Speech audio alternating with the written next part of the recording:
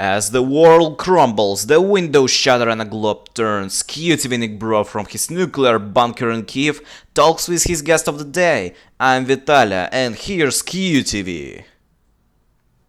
Thank you, Talia. Привіт, I'm QTVNickBro, and welcome to episode 7 of ATWC.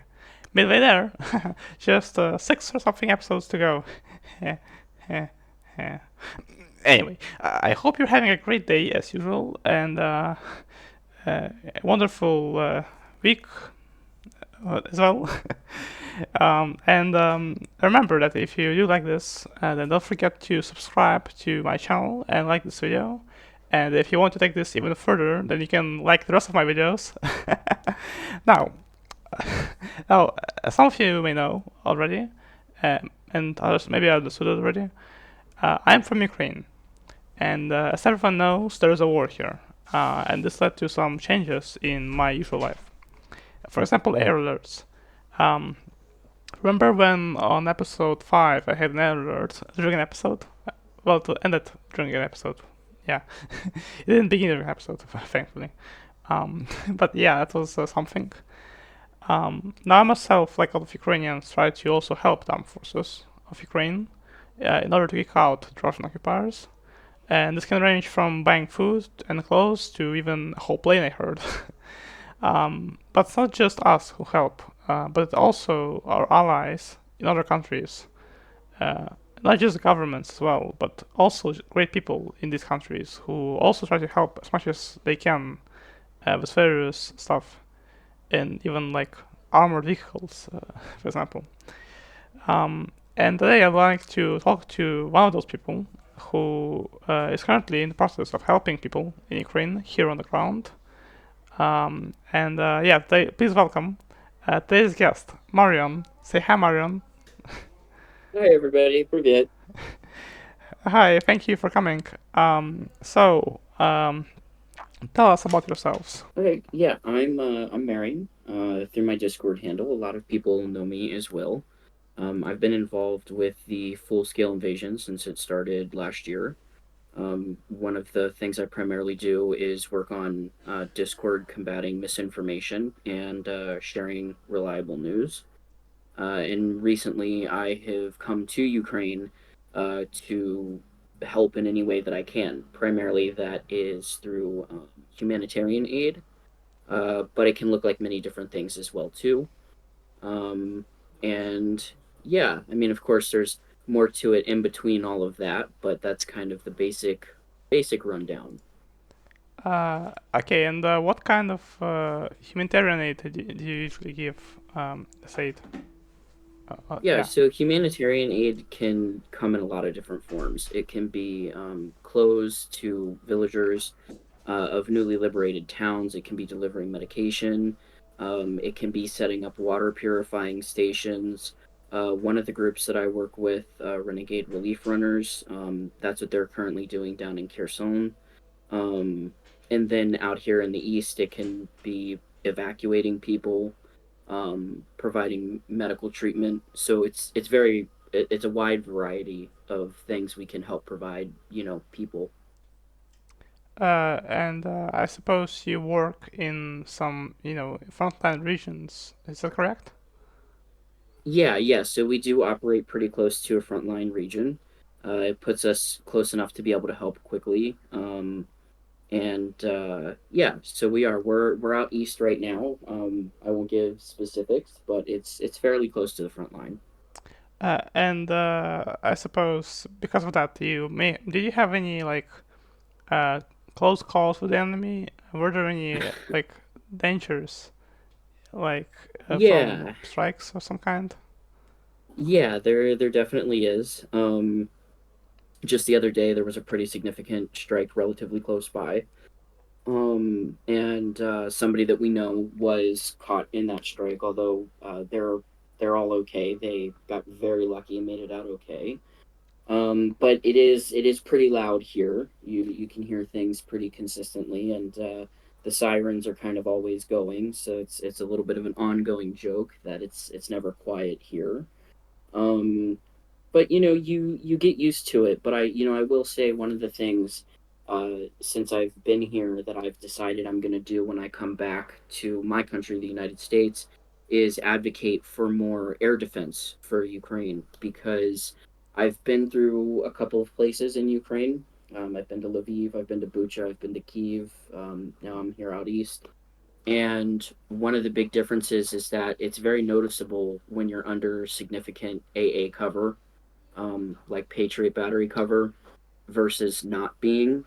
And I don't see any reason that the West can't continue to step up and provide AA protection for Ukrainians everywhere to, make everywhere safe, so that we don't continue to see civilian infrastructure hit like what happened in Lviv the other night. Yeah, I'm glad to hear that your friend, close person, got made out alive. But okay, uh, it's it's for many people from the West, when they come to Ukraine, it's a bit, it comes as a shock to hear sirens and um, like see the war in their own eyes. What are your first days like in Ukraine when you first entered the country?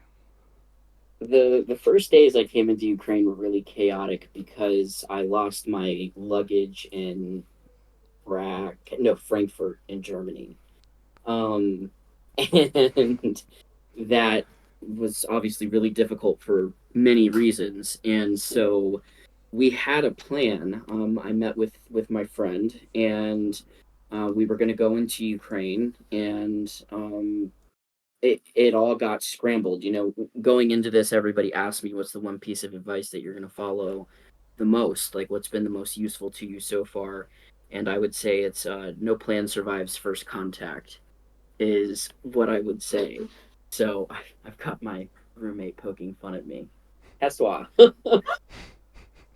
um, so one of the things that I really listen to is no plan survives first contact, and it's just been so true. You can plan as much as you want coming into the country, but I think the best thing you can prepare yourself for is just flexibility.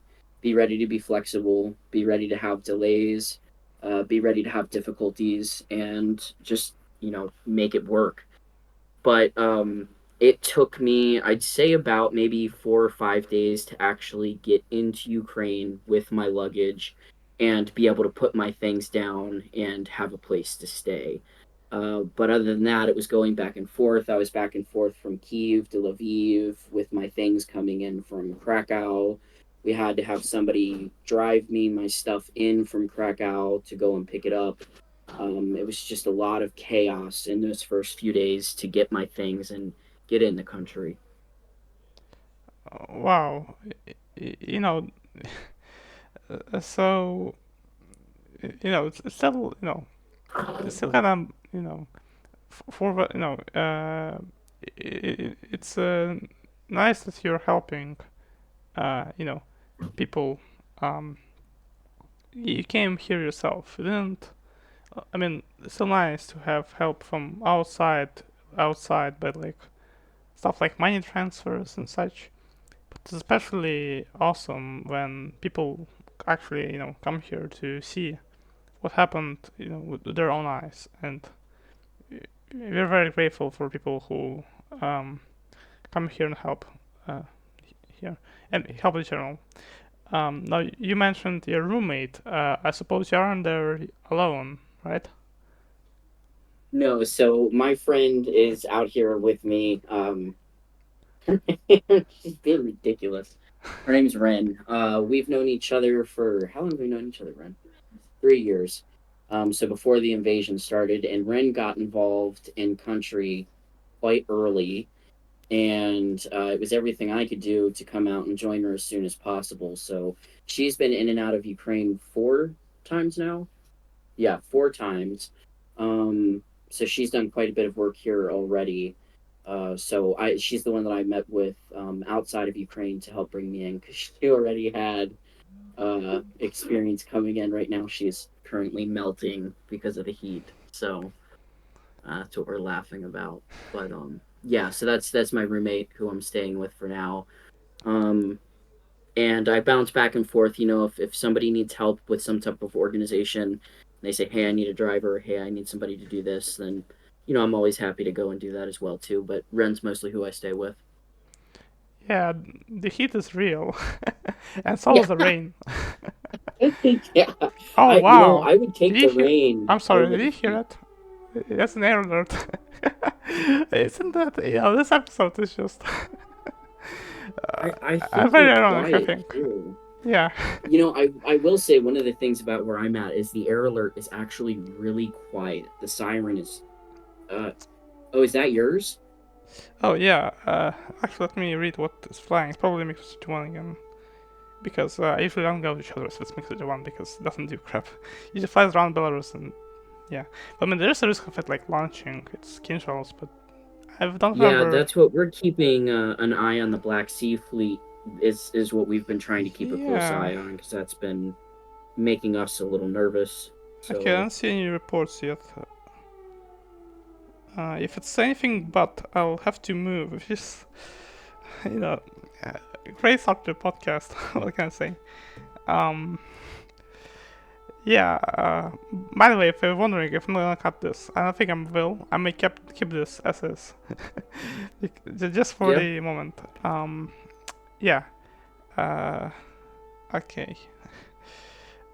Actually, do you get the alerts in Donetsk region? So you get them frequently, right? Uh, so we can. Oh yeah, we've got our air alert on now too. oh, that means So it's we cancelled then. Yeah. we get the sirens, like physically, like you hear them, like you have in your region, but ours are really quiet here, and they happen so often. People, I mean, really do ignore them. So what I rely on actually is like signal groups and OSINT teams, to let me know when it's like, hey, something serious might be happening. Oh yeah, I see Poltova just popped up. Oh yeah, everything's lighting up. That means it's a MiG Volodymyr, problem Venetia. because usually when the MiG flies in Belarus, it's all of the country. Yeah. Wait. So can you hear my alert right now? Yeah, I can hear yours just fine. The one here is so quiet. Yeah. Yeah. That's unfortunate. I remember in February, I was in Skidnica, which is a resort town in the Lviv region, and there the alert was very weird. It was like um it both like the siren like you hear right now, but it also had somebody saying air alert, dear citizens, please head to shelter, and something more than that. I also remember early on when I was in Uzhhorod briefly. There was also a sound for cancel of air or cancellation the alert, which I never heard anywhere Yeah. else. Oh wait, no, I did hear it in Skidins as well. Yeah, except there the man was saying the air alert is over. Yeah. So let me read the news. I do read the Telegram chats as you mentioned. Oh yeah, this is mixed to one. I knew it. Anyway, I guess we can continue on then. Yeah, carry on. Yeah, I don't know what's happening. Just something's fine. Yeah. Okay. So what I wanna ask? Uh, yeah. Um. So, uh, is it your first time visiting Ukraine during the war? I mean, not in general. Like, did you visit Ukraine before the war as well? Yes, so this is my first time in Ukraine, and I'm actually really happy to be back because I have Ukrainian roots. My Oh, roots go back to Kiev, so I will be the first person in my family to have come back to Ukraine since my family left during Stalin era. So it really actually meant a lot to me to come to Ukraine to be able to help, and also to be able to go to the Kiev Oblast region where my family's from. Um, that area, especially in the North Oblast, has just been through so much, and it was really, it meant a lot to me to be able to go to Kiev City and go to Kiev and just be there. So this is my first time to Ukraine. I will be coming back. If during the war, if I have the finances, and then after the war as well too, just because love to visit and explore Ukraine a little more. It's a gorgeous country with so much to offer. So, first time here, but certainly not my last. Oh, I see. And so your relative from Ukraine, they moved from Ukraine to America in like, Mhm. uh, um, Yeah, yeah. so they moved. It's on my mother's side of the family. It's her whole side of the family. So it's pretty neat. It's not just one person. It was the whole family came from Kiev, and they came. I want to say it was in the 1930s, if I remember correctly. And they were all farmers, so they moved out to America to avoid Stalin's collectivization and keep their farm going. And they were actually one of the first people, well, not one of the first, but they were early settlers of what is called Kiev, North Dakota, which was named after Kiev.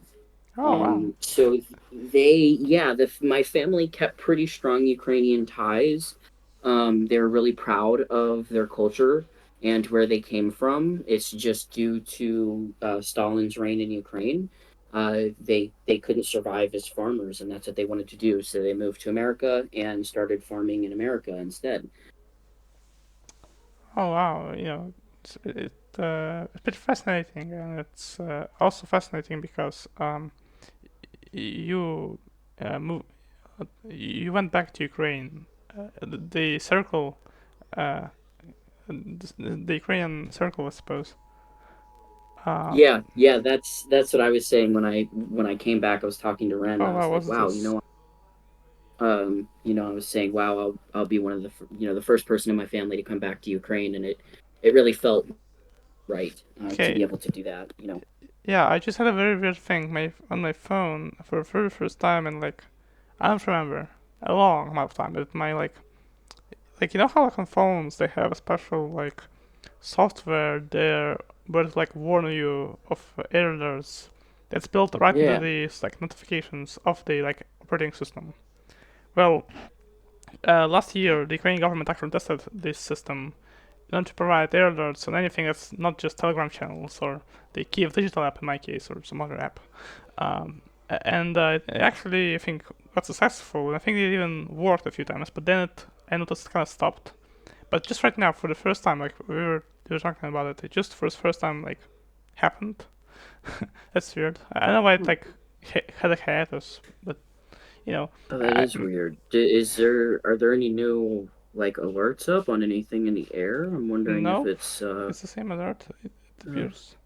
weird. Huh. I'm the only one to notice as well. Well, no crap. This was sent to all Nah. probably Ukrainians, but yeah.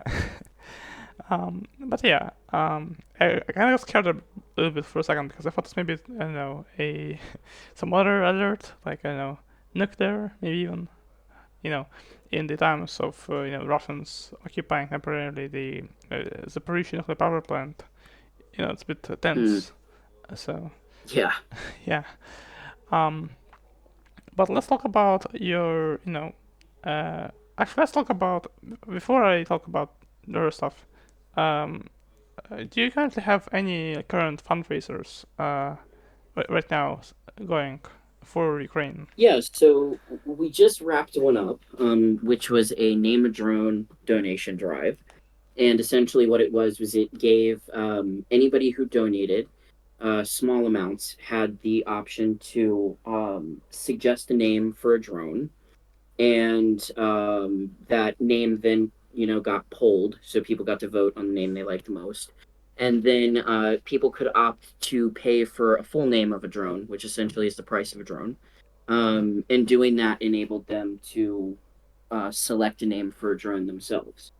So we just wrapped that up. And I was really excited for the funds that we raised. We raised about $2,000 and named quite a few drones. The names are pretty funny. The internet did not disappoint. Um, Of course. and then I think the next one I want to plan for the next, I'd say in about 3 or 4 weeks is I want to do a tourniquet fundraiser and the goal is to be able to purchase 200 tourniquets. So that's what I'm looking to for the future. Oh, and what are those tourniquets, may I ask? What are they, or like what brand are they? Yeah, but what brand are they? So I think what we're looking at, and what a lot of people around here have been talking about, are their Dnipro Gen 2 tourniquets or the Siege tourniquets. Oh, yeah. Um, they are about, they're a little more than half the price of a cat. So USD, they're about $17, 17.50 per tourniquet. And from what medics have given us as feedback is that they are reliable. So what I plan to do before we do any drive, transparency is very big for me with fundraisers. So before we do any drive, I'm gonna contact whichever medic or whichever group will be donating these to, and verify that they are comfortable with using Dnipro Gen 2s or Sieches. And if they say no, then we'll change course and we'll move to the standard Cat Gen 7s, which are the ones most people are familiar with, or the SAMs. But yeah, that's what I'm hoping to go to the Dnipro Gen 2s or the Sieches, and just see how far we can get with that. Yeah, that's why I asked, because I had watched a video from Television Toronto where they, through the medic, uh, talked about the dangers of like homemade or like untrustworthy tourniquets, and only like a Yeah. few like Dnipro, Siege, cats, like those guys are like trusted. Well, all other like Yeah, handmade like guys, and yeah. yep, Um, yeah, that's the big deal.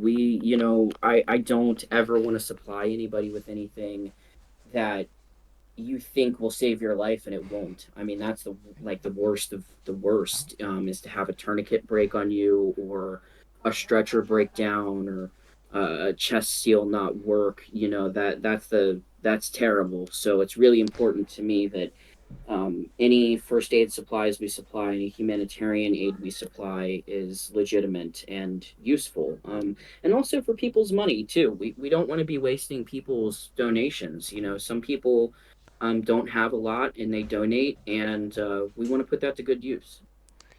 yeah, I just remembered how a Ukrainian war journalist, Andriy Saplienko, once showcases one homemade atrocity, which it had Ugh. it's a lot like with the way of turning like a like you know how like they have on like pipes or like on like water like what's this called, like a turning thing, and you had to like turn it to Oh get it. God. Or I even like in that video they even showed like one that had like a code, like like how you have on baggage, right? so Yeah. so if you want to block somebody's blood, you need to know the code, and if you forget the code, yeah, sorry. um oh god, that's so like That's terrible. yeah, Yeah, like I know. yeah. I got sent a video the other day of a pile of broken tourniquets that thankfully, the unit knew they were garbage and was using them for training. But it was literally a pile of broken tourniquets, and I was like, wow, that's horrifying. That's terrible. So that's, yeah, a baggage code. That's insane. Yeah, but Jeez. yeah, that's the thing is, people are trying to really help. I understand that people are in this war. They're trying to, give the army, some help, and this includes the tourniquets. But people really should, understand that, only quality, trustworthy tourniquets like the ones I mentioned before, only those, can actually prevent a soldier's life. From prevent. Yeah. What am I saying? My English just went. Yeah. I was meant to say prevent, a tragedy, um, because tourniquets stop, blood in case of an injury. Uh, but yeah, I think people now understand more or less that these are trustworthy tourniquets. So I think we'll see much I think we'll see less broken tourniquets. That's my prediction. I'm not an expert. Yeah. I'm just yeah. Now let's talk about probably another thing you're known for. That is the a Ukraine at War Discord server. Now, can you tell us the story behind it? Yeah, I love that little server. So it wasn't mine to start with. Just to get that out Oh, there. I don't ever I like thought you did taking own it. credit for things that aren't mine. Oh, Yeah, it my wasn't bad. mine. It was no, it was somebody else's. All right. And it was initially it was linked with the subreddit Ukrainian conflict. So the idea was to the Discord was to have a chat room basically for the subreddit. So that's how it got started. But I didn't own it at that point. Somebody else did. And somebody else created it, and there was a whole different mod team. And then I got ownership of the server, and that was probably about a year ago at this point. I Oh, I think, which is hard to believe, but yeah, I got ownership of it, and it's a fun community. We've had people that have been in there since the full scale invasion started, since the beginning of it, and we primarily work to post news.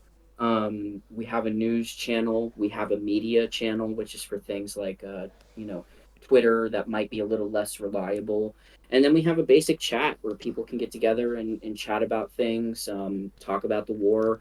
We really encourage people to stay on topic.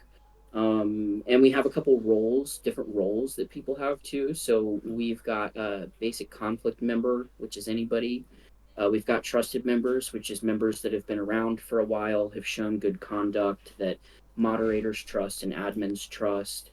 We've also got a verified role, which I'm proud of. It basically people have to work with me one on one to verify who they are. So if we have somebody come on that says that they are some type of military, they have to verify with me and prove to me that they were or are military. And then I give them the verified role, so that way we have more reliable chat happening. So if somebody comes in and goes, "Oh, I'm a nuclear physicist expert," and they start claiming all this stuff, then a moderator can come in and say, "Hey, you don't have the verified role. If people want to, dismiss what you say, or what you're saying is not as trustworthy, you can always try to get the verified role so that people know you're a little more serious." So, um, and yeah, and then of course we have a shit posting section, which everybody loves. It's our memes and media section, and people go in there and drop their memes, and we all have a good laugh at it. So it's a fun little server. I think we're up to about 12,000 members. If I last time I checked. oh. So what I'm getting is you weren't even a member in the early days. Is that correct? No, so I was a member in the Oh, early days, and I was a moderator early in the Discord server as well too. I got onto the server just as a standard member really just within the week it was created. And then I became a moderator within the next week, and then quickly became an administrator, which put me in position to have ownership of the server later. But yes, I've been involved with the server since it was created. and when was the server created? I want to say the first week of March, if I remember correctly. Oh, it was created last year. Yeah, it was created at the beginning of the full scale invasion, Oh, about a week into it. oh, I see. Um, I thought it was existed for far more than that, especially considering that I remember that you had an option to have a pro-Russian Discord role. Um, Oh yeah, yeah, worst decision ever. I'm gonna tell you. I'll be honest with you. yeah, yeah. Well, so the roles were, we had a pro Ukrainian role and we had a pro Russian role. Now Why? those roles were there. Those roles were Yeah. there before I took ownership of it. Oh, okay. And the purpose behind the pro Ukrainian or pro Russian role was that it opened up at one point. It doesn't anymore. It opened up channels for the different roles. So if you clicked pro Russian, you went into a pro Russian channel. If you clicked pro Ukrainian, you went to a pro Ukrainian channel. And the purpose of that was essentially I can say this now because we don't use it anymore. All right. But it was to hoard all of the Russian trolls because Russian Oh. trolls would come in, they would take the pro Russian role, and they would go into their pro Russian channel. And it was very, very easy to then spot them and be like, hey, what are you doing here? And it made the moderator's job a lot easier. So, Oh. Okay then. yeah, I thought. that's Okay, so where it's it in came. good spirits. Yeah. Because I was Mm-hmm. afraid that it was be kind of a neutral kind of stance, but now I see it. It's actually pretty genius. I think it would be even Yeah. more genius if you like made like them like this the channels like be similar to what like the real deal. So that won't be like called pro Russian channel whatever. I mean I haven't seen why am I saying what they haven't seen, but it would be Yeah, interesting. yeah. It's not necessarily, we don't really use it as much anymore. And the server, technically in writing, it I think somewhere says that we're a neutral server, but I mean, we're not. It's pretty obvious. Yeah. As far as the news we report, the news is neutral and that we report everything. So like, for example, if you come in with a piece of information from a Russian telegram, we do allow it as long as you say it's from Russian Telegram. So if you come in and you say, hey, there's this thing that I read and it's definitely true and it's something just, ridiculous, like Russia tends to say, um, we will ask you, where did you hear that from? Oh, well, I heard it from, you know, RT News. Okay, well, we don't count that as a verifiable source of media, so you're welcome to talk about it as speculation. But if you're going to say that this is a fact, we're going to kick you off the server because that's misinformation, and we don't tolerate misinformation. So, in a way, we offer neutral, quote unquote, news, but when it comes down to it, it's very obvious that the server is pro Ukrainian. We support Ukraine. We support her in her freedom, and the server has done a great deal of work to support Ukraine as well. So Of course. nothing neutral about us. I understand. Thank you for your help in Yeah. Ukraine. It's very appreciated. Um, but you mentioned this subreddit. Now, I have heard, yeah, I think I mistook. The reason I was a bit surprised at why the server was only a year old was because I thought that the server was created back in 2014, but it was actually a Mm. subreddit, right? It was a subreddit that was created in 2014, right? Yes. Yes, and that's why this was a big hot button topic for me. I got testy about this for a while. You might remember, Nick, the server was named Ukrainian Conflict, and I hated that. It is not a conflict, it is a war. Yep. And I hated that we had that name, but the Reddit side of things for the longest time were really adamant that we keep the name the same as the subreddit. And eventually I really threw a fit about it. And I was like, you all can do what you want with the subreddit, which they can't change the name even if they wanted to. It's just a part of Reddit. But I was like, we've got to change the Discord server name. I'm not keeping it Ukrainian conflict. It's not a Uh, Ukrainian conflict. It's a war, yeah. and it was a whole thing with me. But to answer your question, yes, that subreddit has been around since the occupation of Crimea and the Donbass. Yes. Yeah, so is it affiliated with the Ukraine War Discord server, or is it not anymore? Say that one more time. Sorry, I Is had a it dog affiliated barking. with the server on Discord, or is it not anymore? No, so the server is still posted on the subreddit. So if you go to the subreddit, you'll see our server on the side.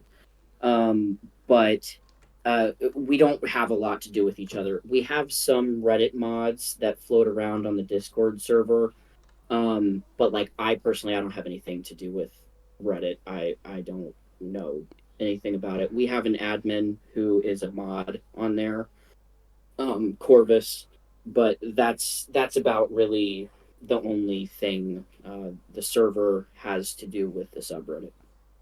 Yeah, and I just also realized that it could not have existed 2014 because 2014 Discord wasn't a thing yet. It only I think There was you in go. 2015. Yeah. So in theory, maybe you could make it there, but you know, not 2014. Um, so yeah, so nothing about subreddit. You were never like mod. You didn't have a Reddit account actually. So I got a Reddit account very Oh, recently. I think I may have gotten it about a year ago. No, maybe even sooner. It. I very recently got a Reddit, and I within the past month or two was made like an honorary moderator on the Ukrainian conflict sub. And that is because I am attempting to start a partnership with Reddit charity, and I don't want to say too much because it's very premature at this point. But it's not because I actually moderate on there. I think I have a total of maybe 3 posts under my Reddit account. It's I don't use it at all. yeah, and yes, so you don't use much of it, but I still want to ask you because I wrote the script, the questions, thinking you probably were on subreddit for some reason as well. But I still want to ask you, recently Reddit had this new policy changes as of late. Well, I repeat, like lately, as late tautology. But they had this stuff, and it resulted in major changes to Reddit, which have led to major subs either privating themselves, or changing their rules, or uh, trolling Reddit essentially by changing their core philosophies. What do you think of that whole thing? Do you think Reddit, Yeah. yeah, like, yeah, what do you think? Um. Geez. So I found out about the Reddit strike like a week into it, and it happened just as I was preparing to leave for Ukraine. And so I was offline a lot at that point because I had a lot of things going on. And I came back on and was talking to one of my administrators to make sure I had everything set for the server for me to take a leave of absence. And he was like, "Yeah, well, with the strike going on Reddit," I was like, "What? Like, what's going on with Reddit?" And he was like, "Oh, they're changing this and that." Um, so I actually didn't know that was all happening until after it started happening. As far as like what I think about it, I don't have any opinions about it because I'm not sure exactly what happened. My support will always be with the people, preliminarily off of the little bit that I know. The mods from Reddit, they're volunteers. They put in so much time and work to making Reddit be what it is. If you're taking something from them or they're not happy with something, you should listen to their needs. That's my opinion. So the specifics I don't know about, but I support the Reddit mods. I support the volunteers who put in so much time and energy to Reddit to make it is what it is. And I hope that whatever caused, such friction on Reddit is resolved in a fair way to the people that volunteer their time to Reddit. Yeah, like I heard that the reason this whole thing began is because Reddit is increasing the prices for the API, which or something I don't remember, but it will essentially put the auto moderation tools in jeopardy because of they'll make moderation harder for Reddit or Reddit mods, which is Mm, pretty unfortunate. Something like that. I don't yeah, remember again. My memory is a bit hazy, but yeah. yeah, and if I think that sounds right. That sounds from what I remember what was explained to me, and if that's the situation, that's just they need to fix that because like I said, they volunteer so much time and so much energy to make sure that Reddit stays what it is and stays an enjoyable platform for people that making it more difficult for those volunteers to do their job is just that's just silly to me. So hopefully whatever happened gets resolved because that's silly. Yeah, I agree. we should support, waters. Now let's talk about you more you in America. So you said that you're from America. What state are you from in America? So I'm from Washington D.C., Oh, that's the state then. but I Yeah, now live on the West Coast though. yeah. You should have said and the territories, um, because Washington isn't the state. But so you're now on the West Coast, in California, Washington, Oregon, those three. Uh, I suppose, right? Did I make maps right? Or that's Yeah, the yes. yeah. Specifically, I'm in what we call the Pacific Northwest, which is like the top left corner of the United States. It's Oh, got forests in it and waterfalls, and it's a real kind of laid back area of the United States. So yeah, I'm in that area, Pacific Northwest, West Coast, and I'm from Washington D.C. on the East Coast. I see. I forgot the directions there. What is south? Yeah. So south is gonna be like Oh, that's a Texas. joke. I know. Oh, Yeah. And also like directions, not like the where states are. but I'm not sure. I was like, I'm gonna be honest with you. I have considered maybe moving to America, maybe, but I'm probably not. Maybe I'm probably not gonna. We'll see how it will, but well, it's it's funny because important. I've considered moving to Ukraine, so we can swap places. It's like this show called Wife Swap, popular here in Ukraine. Oh, Uh, except it's not a Five Swap, it's Discord Swap. I don't know. yeah, I like it. Yeah, ABC we should pitch this to ABC. They will like it. Um, so what can you tell us about your home country of America? What has your experiences have your experiences been there? Uh, Um, yeah, America. Gosh, there's so much to say about America. You said it you said the word Um, America in like the voice of like this meme like America, heck yeah. it it sums it up. It really does. Yeah. With the eagle and the guns. Oh God. Um, it I have some different opinions on America. I think that we're a young country. I think we still have a lot of growing to do, and I think we're a country that got really powerful really quickly. A lot of countries with our military might have been around for hundreds of years, with a government system. Um, and I think some of the lessons that countries have learned and gone through together that really help form a nation and a national identity. I think that America is still in the infancy of that, and we haven't experienced some of those things like other countries have. Um, and gosh, there's a lot of opportunity for America. And I think that there's a lot of things that Americans take for granted when it comes to the war. One of the things I talk with my friends about, is when they're complaining about, this, that, and the other, is, I say, geez, I'm just really thankful that, I have electricity and water. Like when Ukraine was really struggling with their infrastructure over the winter. I remember distinctly during the holidays in America being really thankful that I just had the basic necessities that I didn't have to worry about. I could go to the store, not have to worry about getting bombed. I could take a shower as long as I wanted.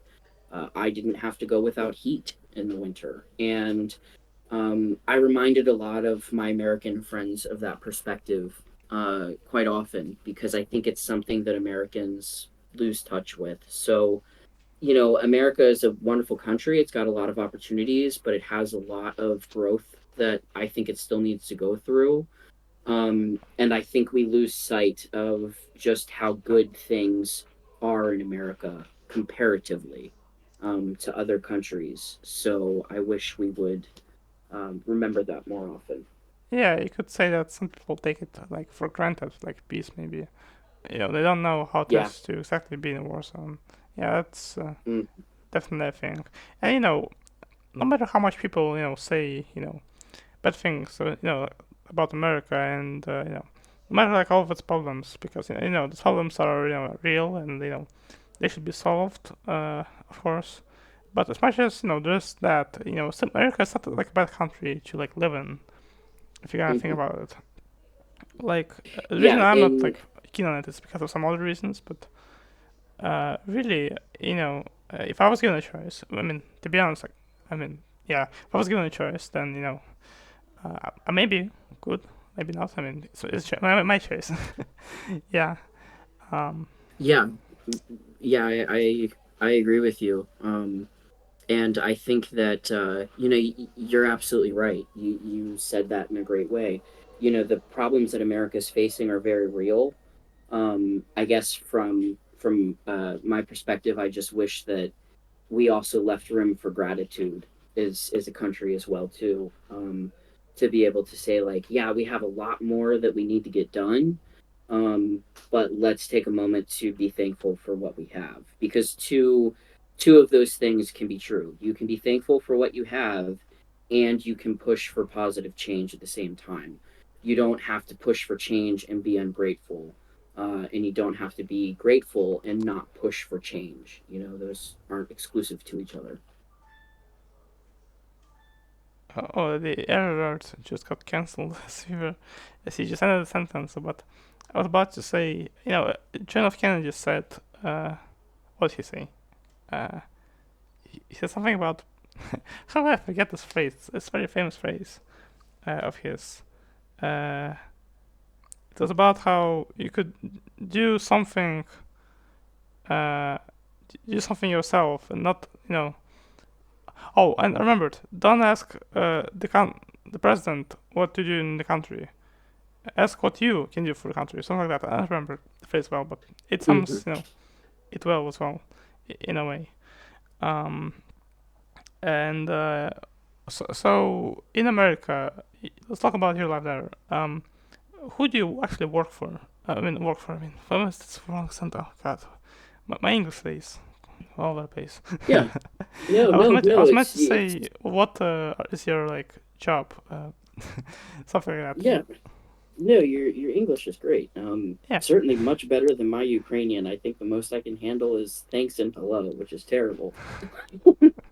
But your Yeah. English is awesome. Yeah, it's because I just Um, yeah.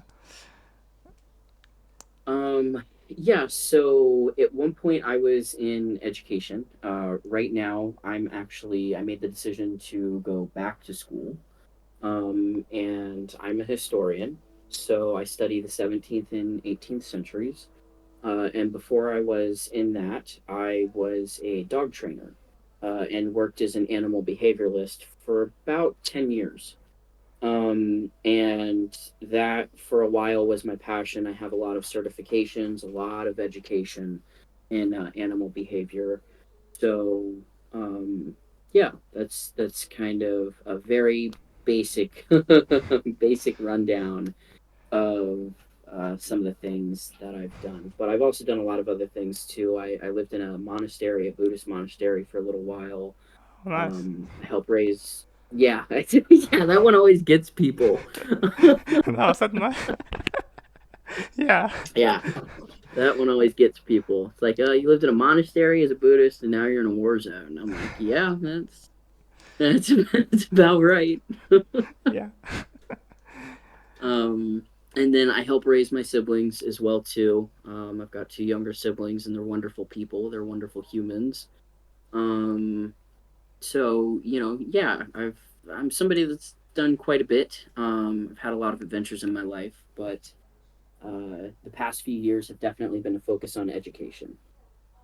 Yeah, not to mention the dogs part. I cannot not mention. What is your opinion on Patron the dog? Patron, the famous, the mining one. Yeah, I love Patron. I But think that's he's awesome. I think he's great. One of the things I had actually thought about doing when I came over here was seeing if the Ukrainian military needed help training search and rescue dogs or bomb dogs. Because I can do that type of work. I can train dogs to do that type of thing. Um, and I That's have so perfect. much appreciation for the working canines in Ukraine. We actually, one of the things that we saw when we first got into Ukraine, this recent time, was there was a defender at the train station working with his young Malmute, or not Malmute, Malinois, and training him on the platform. And he was getting him to do just really cool stuff, and he was so well trained. He was just such a good dog, and his handler was such a good handler, and I really enjoyed watching them. Um, but yeah, I love Ukrainians and how they appreciate their animals and work with their animals, and I love Petron. I think he does a great job. Um, and yeah, I've got to see some of the dogs here, working, and they've been fantastic too. So I'm sorry if I was a bit there because I had just heard the same notification system told me about the cancellation of the alert like 5 minutes later. What's the problem with Yeah, the well, delay? it's funny here because our alarm is going off now. Oh, So you hear the dogs barking. So I I didn't hear have, the dogs barking.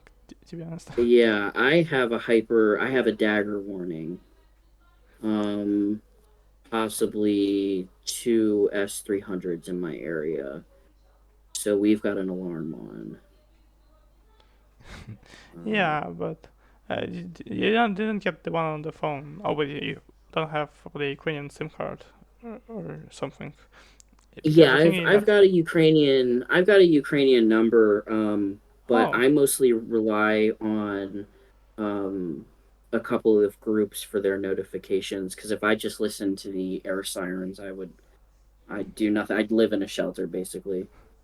yeah um but so you got rejected as a dog trainer here sadly. It's correct, or did you not propose Uh it? You just talking about it like yeah, I just thought about it. I never went through the process to try to actually do it. I had considered it as a part of volunteer work. I was like, do I want to do this? And I decided that I didn't. Um, so yeah, I never applied for it. I only thought about doing it. yeah and it's interesting that it's not just patron that defines or just helps. It's also other demanding dogs in other parts of the state emergency service of Ukraine, and even in the army, of course, as well. I remember Mhm.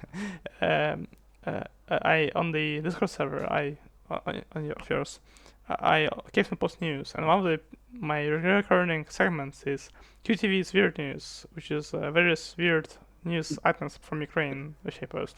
I remember one time it was an item about how the Germans transferred some German shepherds to Ukraine. Yeah, The land lease is going in a new direction. Um, yeah. I occasionally look at your weird news. I think it really humors me. There was one you had posted one time, and I shared it with a volunteer group, and they all thought it was funny. It was oh, uh, wow, thank you. it was Ukrainians using mine signs like the danger, do not enter minefield here. They were using those signs to help keep up their tomatoes, You and know, I you, I we are sent that unbreakable. to yeah, I spent that to a bunch of people, and they just thought it was very funny to see. So I like your weird news. It humors me. Yeah, I like spreading them, although to be fair, not really mine.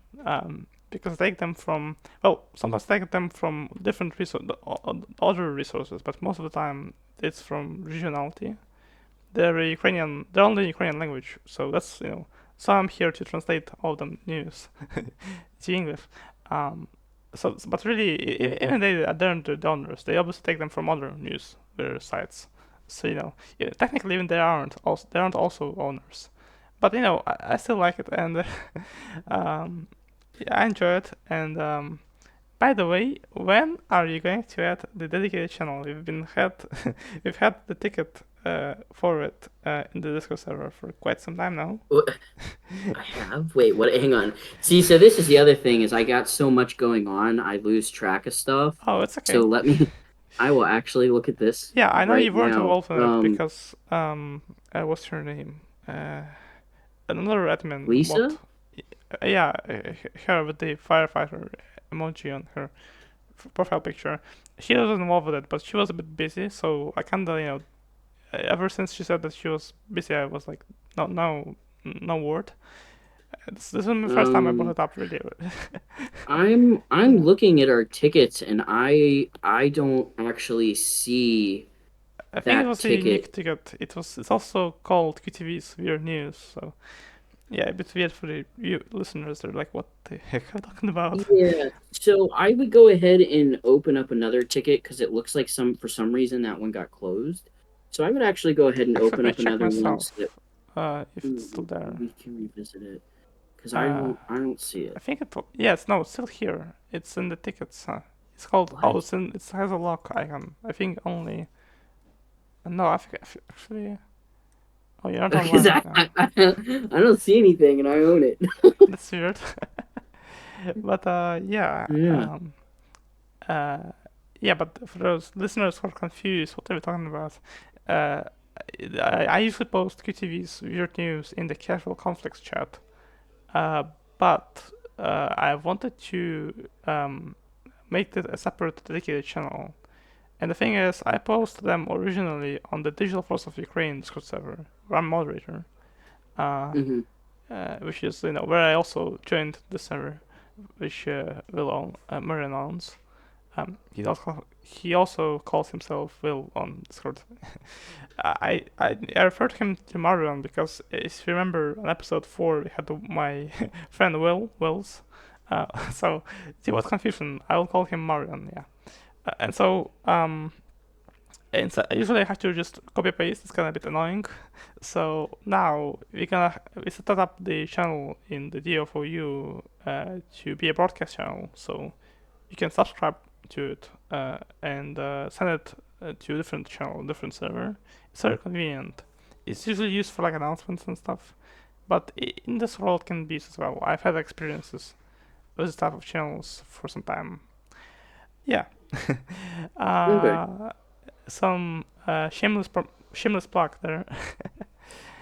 No, it's a good plug. The weird news is great. So I think open up another ticket because I whatever ticket you have open I can't see, which means I don't think anybody else Sure. can. So I'd open up another one so we can get it going because we might be able to do a thread for you. I don't know about a whole channel, but I don't know. We can talk about that and figure it Yeah. out. But yeah, weird news is great.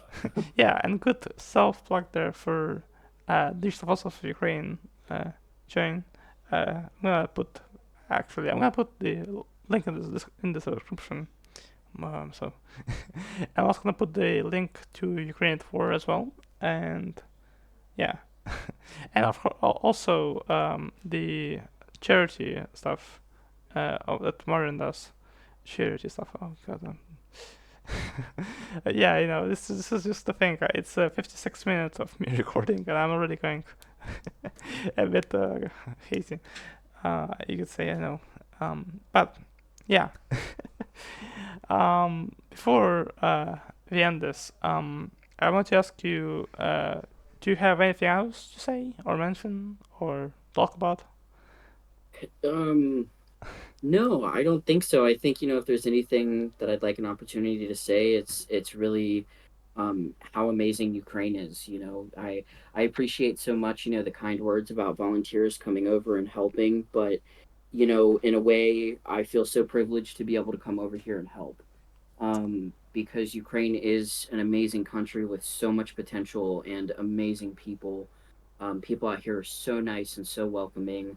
And, currently in war, it's not without dangers because it's war.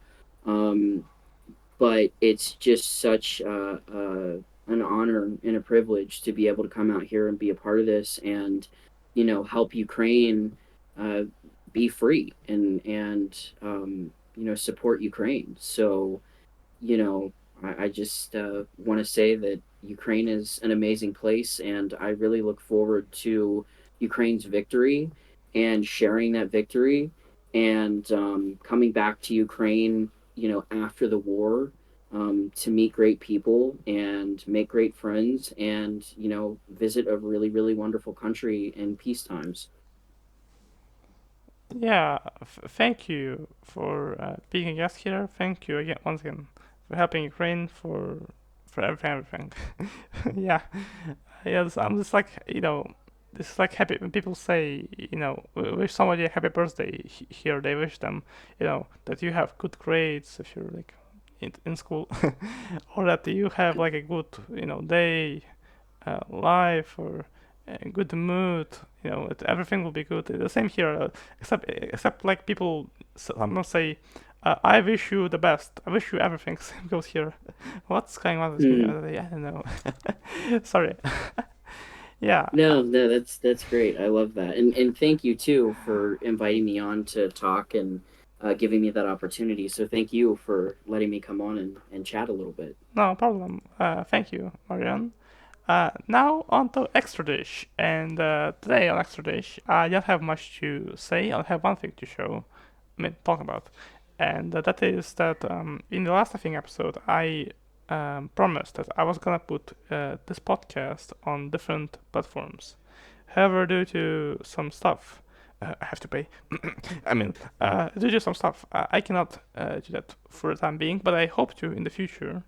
I can't promise anything, but I will in the future, probably. Again, we'll see. Yeah, thank you for sticking around. That was it from today. And yeah, see ya. Bye.